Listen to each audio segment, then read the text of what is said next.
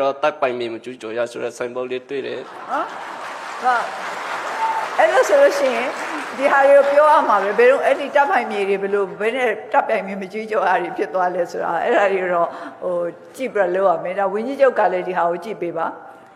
အစိုးရလည်းကြည့်ပေးပါဒီမှာရှိတဲ့နယ်လုံဝင်ကြီးတို့တိုင်းမှုတို့ကလည်းကြည့်ပေးပါဘာဖြစ်လို့ဒီလောက်တောင်မှ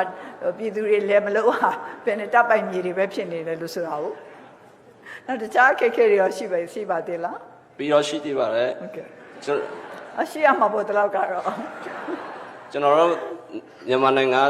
ဘာသာရေးတရားအမြဲအရန်ကိုင်းဆိုင်တဲ့နိုင်ငံပါဒါကြောင့်မလို့ဖျားเจ้าတဲ့မယ်ဟိုကားတိုင်တောင်ပေါ်တဲ့မယ်ဆိုပြီးတက်ပြန်တော့လေအပေါ်မှာစစ်သားတနနဲ့ချိန်ထားနေတယ်အဲကျွန်တော်တို့တောင်ပြန်ပေးဖို့မြေတရခံပါတယ်ကျွန်တော်တို့ဘာသာ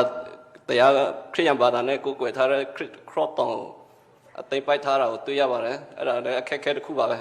ဟုတ်ကဲ့အဲ့ဒါကြည့်လိုက်ပါမယ်ဘယ်တော့မှစပြီးသိမ့်ပိုက်ထား ဒီ2008လား2008နဲ့တူပါတယ် 2008ခုနှစ် ဟုတ် 2008ခုနှစ်10နှစ်တော့ရှိသွားပြီလည်းကြည့်လိုက်ပေးပါမယ် ဟုတ် ဟိုဘာကြောင့်မလို့ဒီလိုဟို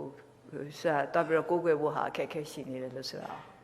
ဆိုရဝန်ထမ်းဝန်ကြီးချုပ်ကလည်းပြောရှင်းပါတယ်ကျွန်တော်တို့ပြည်သူကတိုင်ထားတဲ့စာကိုလည်းထိရောက်စွာရေးယူပေးဖို့မြစ်တာရက်ခံပါတယ် ဟုတ်ကဲ့အဲ့တော့